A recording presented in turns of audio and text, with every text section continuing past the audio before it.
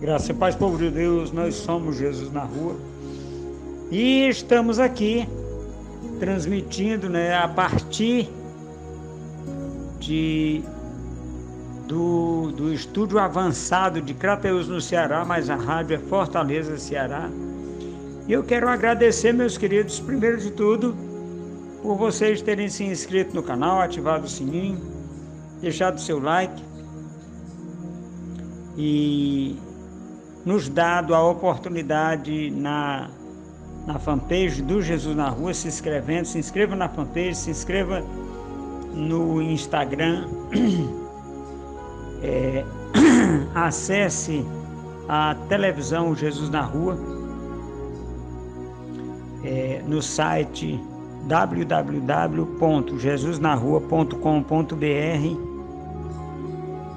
e nos ajude a divulgar a palavra de Deus, o Evangelho. E eu já quero agradecer a sua vida, meu querido, por você permitir que a gente entre na sua vida, através do seu celular, para levarmos a palavra de Deus para você, para a sua família. E eu quero trazer uma palavra, meus queridos, que ela tem ardido no meu coração nesses últimos dias. Na madrugada eu estava buscando a oportunidade de fazer, trazer uma palavra direto do trono de Deus. Naquela oportunidade Deus me entregou uma palavra, meus queridos, que ela tem trazido, no meu coração muita alegria. A palavra que nós vamos meditar,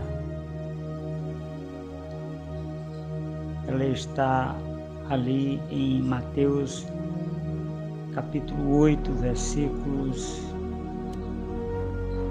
do 1, aí depois 4, 5, 6, depois 9, 10, 11, 12, 13 e 14. Meus queridos, Jesus Cristo, quando esteve na terra, fez muitos prodígios e maravilhas. Fez muita coisa para nós compreendermos que ele operava operava prodígios e maravilhas aqui nessa terra. E ele, o que tem em comum um leproso, uma menina de 12 anos e a sogra de Pedro?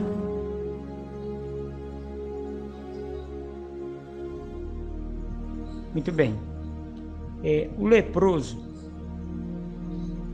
em Israel, historicamente, para um leproso andar na rua, ele tem que andar gritando para ninguém passar perto dele.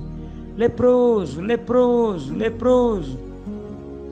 Esta era a situação na época de Jesus Cristo.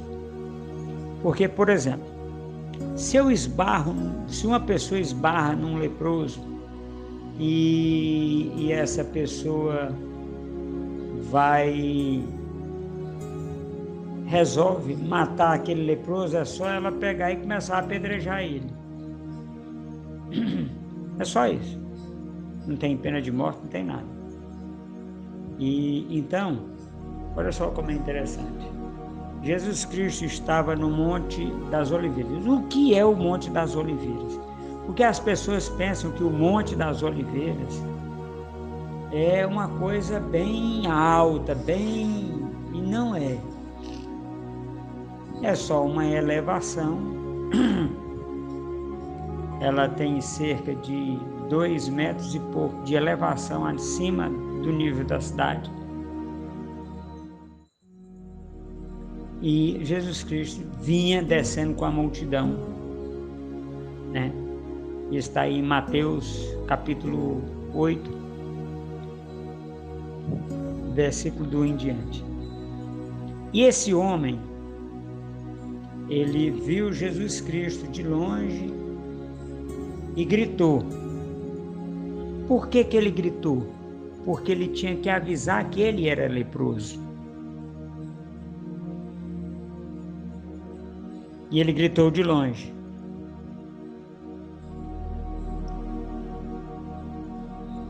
Senhor, se quiseres, podes tornar-me limpo. Aí Jesus Cristo, se você ler o texto, quando você ler o texto, você vai perceber que Jesus Cristo demorou para dar a resposta. Que Jesus Cristo vinha caminhando. E chegou até ele, tocou-lhe dizendo, quero, seja limpo. Jesus Cristo tocou na testa do leproso, porque ele estava de joelho. Muito bem. Agora nós vamos para o segundo caso. O segundo caso, a pessoa chega e fala com Jesus Cristo de longe. E como é que ele fala de longe? Ele chega para Jesus Cristo e diz, Senhor, o meu criado jaz em casa violentamente atormentado e paralítico. E Jesus chega para ele e diz, eu vou com você até sua casa. E ele diz, Senhor, não sou digno de que entres na minha casa, mas sou homem sujeito a ordens. Se o Senhor disser apenas uma palavra, e o meu criado será curado. Jesus Cristo disse, vai, assim como você disse,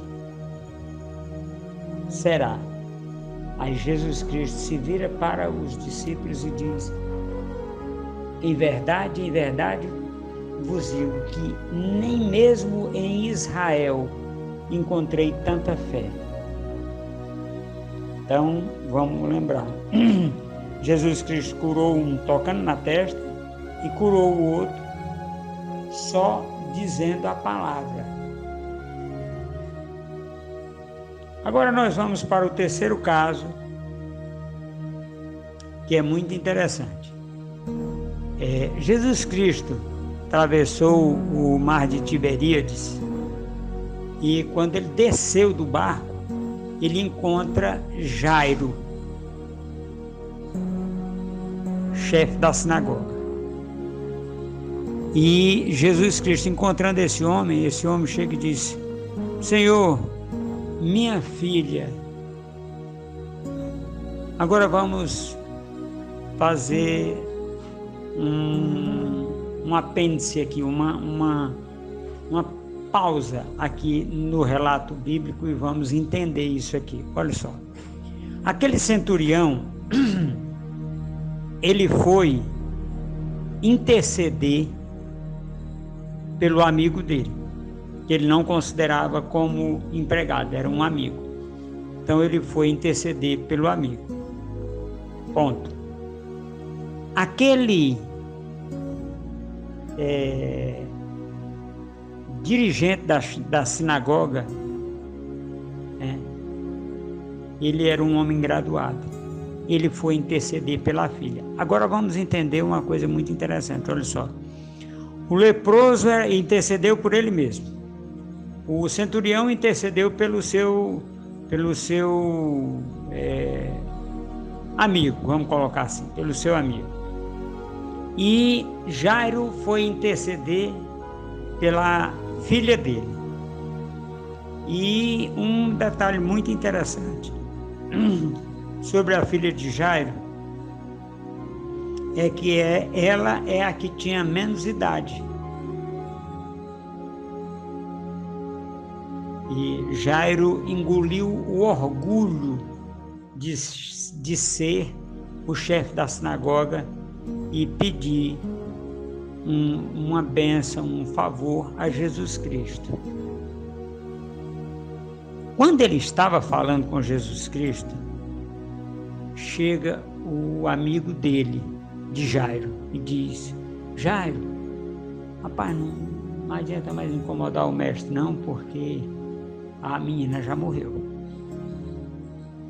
Aí Jairo fica calado. Veja bem como é interessante isso aqui, meu querido, para você entender o processo de cura. Jairo fica calado. Quando Jairo fica calado, a pessoa que chega para dar notícia talvez não entendeu nada. Quem responde é Jesus Cristo. E a palavra de Deus diz assim: não atentando Jesus no que disse aquele homem, ele se vira e diz: não temas, somente crê. E Jairo, eu fico imaginando, né, a situação de Jairo. Uma pessoa chega e diz, afirma, e tinha que ser uma pessoa muito amiga para chegar e dizer para Jairo que a filha dele estava morta. Não era uma pessoa qualquer. Tinha que ser uma pessoa bastante conhecida de Jairo para chegar e dizer a ele que a filha dele estava morta. Por que que nós entendemos isso? Por um motivo simples. Uma pessoa de fora não saberia para onde Jairo tinha ido. Não saberia para onde Jairo tinha ido. Agora, o outro ponto importante. Jesus Cristo, a palavra de Deus diz: não atentando Jesus, não prestando atenção Jesus, não aceitando Jesus, a palavra do amigo de Jairo, ele vira para Jairo e diz: não temas, crê somente. E ele vai. Agora, detalhe interessante: quem vai para essa empreitada? Veja bem, Jesus Cristo precisava de uma equipe de fé, de muita fé, né? Maravilhosos homens de fé. Eu acredito que aqueles 3 homens que foram mais Jesus Cristo não eram as pessoas de mais fé que tinham. Por quê? Porque lá, quando Jesus Cristo estava arregimentando os apóstolos, ele viu aquele homem debaixo da figueira, e aquele homem estava orando, e Pedro não orava. Nós não temos um momento na Bíblia em que Pedro se destacou pela oração, e nem João, e nem Tiago. Mas tem um motivo pelo qual esses 3 homens foram com Jesus Cristo. Qual é esse motivo? Vamos entender os nomes, né? Pedro, pedra,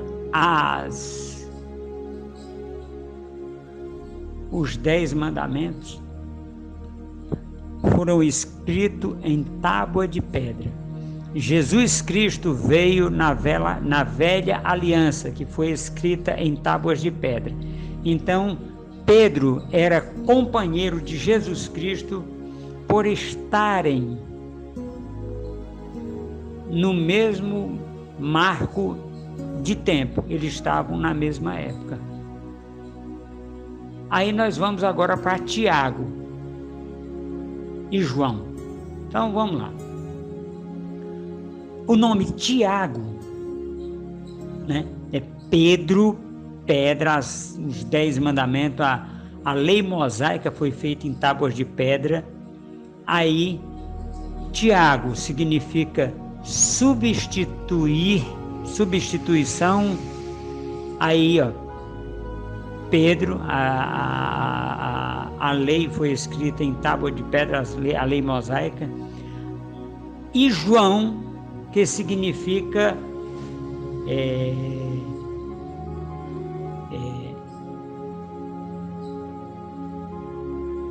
O significado do nome de João é graça. O nome João significa graça. Aí então, olha só como é interessante. Agora vamos colocar nesta equação, neste entendimento, trazer a menina de 12 anos. São quantas tribos em Israel? 12. Olha só como é interessante. Jesus Cristo estava indo fazer o quê? Ele estava indo vivificar uma menina de 12 anos que representa as 12 tribos de Israel. Então ele levou quem? Ele levou Pedro, que representa a velha aliança. Ele levou Tiago, que significa substituição, e levou o João, que significa graça. Então, substitua a lei mosaica. Tiago, substituir a lei mosaica, Pedro, pela graça. Aí dá o quê? A ressurreição de Talita. Aí Jesus Cristo conseguiu, ir tranquilo, bacana. Quando ele entrou na casa de Jairo, olha só como é interessante, as pessoas olharam para ele e disseram: não, ela já está morta. Aí Jesus Cristo diz: a menina não está morta, mas dorme. Por quê? Por que Jesus Cristo disse que a menina dorme? Porque a menina estava dormindo lá em cima? Não, ela estava morta, isso é um fato. Mas a simbologia daquela menina simbolizava as 12 tribos de Israel que estavam dormindo para a vinda de Jesus Cristo. Quando Jesus Cristo diz isso, acontece uma coisa muito interessante, as pessoas começam a rir dele. Por quê? Porque as pessoas entenderam que era sobre a menina que estava falando Jesus Cristo, que Jesus Cristo falava sobre a menina Israel, a menina Jerusalém. Quando ele sobe, veja bem, imagina-se que Jesus Cristo chegou lá e fez uma oração, em aramaico, que era como ele falava. Mas não, sabe o que ele fez? Ele chegou lá e disse: Talita cumi, que significa em hebraico: menina, a ti te digo, levanta-te. E tomando-a pela mão, levantou-a e entregou a seus pais, e aconselhou que lhe desse comida. Agora vamos entender uma coisa interessante.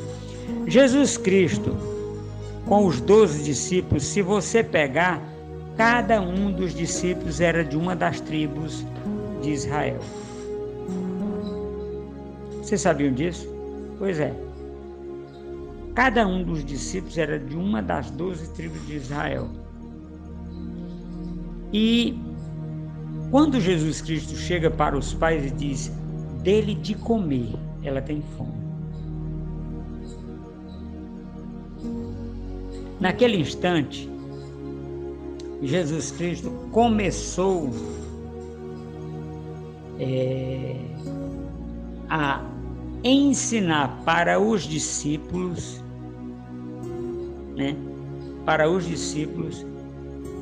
o que aconteceria para frente, que é o quê? Pela situação das 12 tribos, ele ia ceiar. Ele, Jesus, é o pão da vida. Ele, Jesus Cristo, iria fazer a última ceia com os apóstolos. Ele, Jesus Cristo, daria a simbologia da Santa Ceia. ali é só Jesus. Então, meus queridos, o que essas três pessoas têm em comum? Uma coisa muito simples. Jesus Cristo. Aí o milagre da ressurreição das 12 tribos aconteceu aonde? Na casa do chefe da igreja local, que é a sinagoga, que é onde as 12 tribos se reúnem, é na sinagoga.